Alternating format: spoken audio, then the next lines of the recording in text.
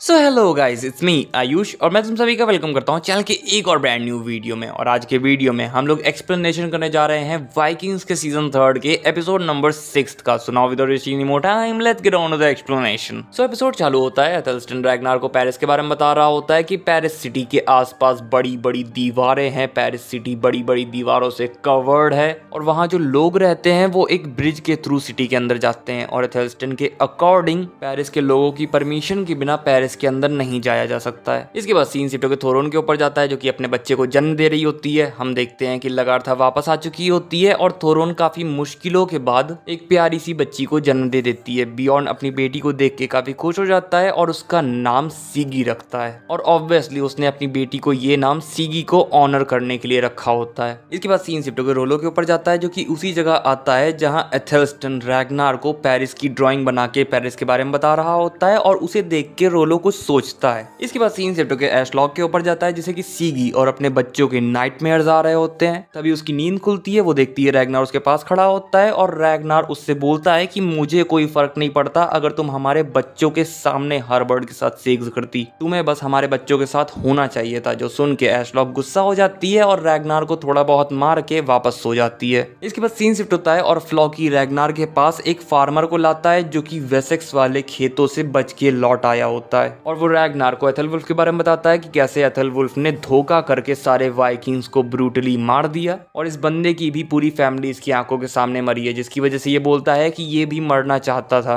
मगर ये नहीं मरा। इसके बाद फ्लॉकी बोलता है कि हमारे भगवानों ने हमें वार्निंग दी थी कि ऐसा कुछ होने वाला है, हम उन क्रिश्चियंस पर भरोसा ना करें, मगर फिर भी हमने उनकी वार्निंग को नजरअंदाज किया जिसकी वजह से अब ये सब हो चुका है। जिसके बाद रैग्नार काफी गुस्से में बोलता है कि मैं बदला जरूर लेके रहूंगा। इसके बाद फ्लॉकी रैग्नार से एथेल्स्टन के बारे में पूछता है क्योंकि एथेल्स्टन ही वही था जिसने रैग्नार को मैनिपुलेट करके उसे क्रिश्चियंस पर भरोसा करवाया। मगर रैग्नार फ्लॉकी से बोलता है कि इसमें एथेल्स्टन की कुछ गलती नहीं है, जो भी गलती है वो सारी मेरी है और तुम एथेल्स्टन से कुछ नहीं कहोगे। इसके बाद फ्लॉकी वहां से चला जाता है और फ्लॉकी के जाने के बाद रैग्नार उस बंदे से पूछता है कि तुमने अभी तक ये बात और किसी को तो नहीं बताई है ना। और वो बंदा बोलता है कि नहीं, मैंने ये बात और किसी को नहीं बताई है। जिसके बाद रैग्नार कहता है कि ठीक है, फिर अब तुम अपनी फैमिली के पास वापस जा सकते हो। और उस बंदे की पूरी फैमिली मर चुकी है जिसकी वजह से रैग्नार उसे जान से मार डालता है। इसके बाद सीन शिफ्ट होकर एथेल्स्टन के ऊपर जाता है जिसके रूम में एक लाइट आ रही होती है। एथेल्स्टन उस लाइट के सोर्स को देखने की कोशिश करता है मगर किसी टाइप की ताकत आके उसे बेहोश कर देती है। इसके बाद सीन शिफ्ट होकर जूडिथ के ऊपर जाता है जिन्होंने ऑल्सो अपने बच्चे को जन्म दे दिया होता है जो कि एक लड़का है।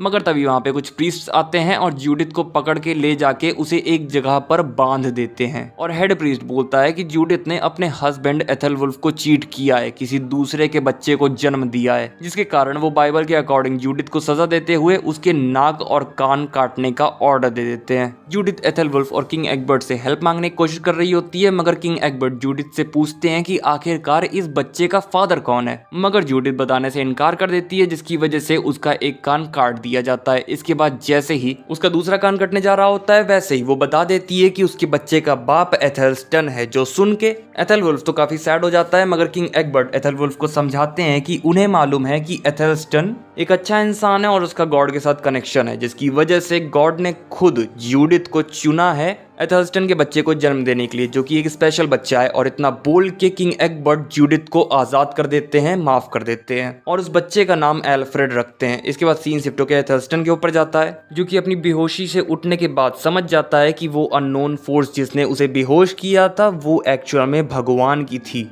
और कई समय पहले एथेल्स्टन ने भगवान से दर्शन मांगे थे और बोला था कि उसे वापस से क्रिश्चियन बना दे। और अब इसके बाद एथेल्स्टन समझ चुका होता है कि ये ताकत भगवान की ही थी, जिसकी वजह से उसका क्रिश्चियनिटी में वापस से फेथ जाग जाता है। जिसकी वजह से एथेल्स्टन नदी में जाके अपने आप को प्योरीफाई करते हुए अपना वाइकिंग्स वाला कड़ा निकाल के फेंक देता है और जीसस क्राइस्ट को थैंक यू बोलता है कि उन्होंने उसे वापस से एक क्रिश्चियन बना दिया। और ये सब फ्लॉकी देख लेता है। इसके बाद एथेल्स्टन रैग्नार के पास आता है और बताता है कि उसने फाइनली अपने गॉड को देख लिया है, महसूस कर लिया है और वो वापस से एक क्रिश्चियन बन चुका है, जिसकी वजह से अब वो रैग्नार के गॉड्स को एक्नॉलेज नहीं कर सकता, जिसकी वजह से उसका कैटेगेट से जाना ही सही रहेगा। मगर रैग्नार उसे रोकते हुए बोलता है कि ये अच्छी बात है कि तुम्हें तुम्हारे गॉड्स मिल गए हैं मगर तुम मत जाओ, तुम मेरे फ्रेंड हो, मैं तुम्हारे ऊपर ट्रस्ट करता हूँ और मैं चाहता हूँ कि तुम मेरे पास ही रहो। जिसके बाद एथेल्स्टन मान जाता है। इसके बाद सीन शिफ्ट होकर बियॉन्ड के ऊपर जाता है जो कि फ्लॉकी के पास आता है और फ्लॉकी उसे एथेल्स्टन का वही वाइकिंग वाइकिंग्स वाला कड़ा दिखाते हुए बोलता है कि एथेल्स्टन हमारे गॉड्स की रिस्पेक्ट नहीं करता है और फ्लॉकी बियॉर्न को एथेल्स्टन का कड़ा देते हुए बोलता है कि ये बात चारों ओर फैला दो। इसके बाद सीन शिफ्ट होता है, हम देखते हैं कैल्फ कैडाकेट में आ चुका होता है क्योंकि उसने रैग्नार के पेरिस पे अटैक करने वाले इन्विटेशन को एक्सेप्ट कर लिया होता है और वो अपने साथ एक नए किंग जिसका नाम सिगफ्रीड होता है और किंग हॉरिक के बेटे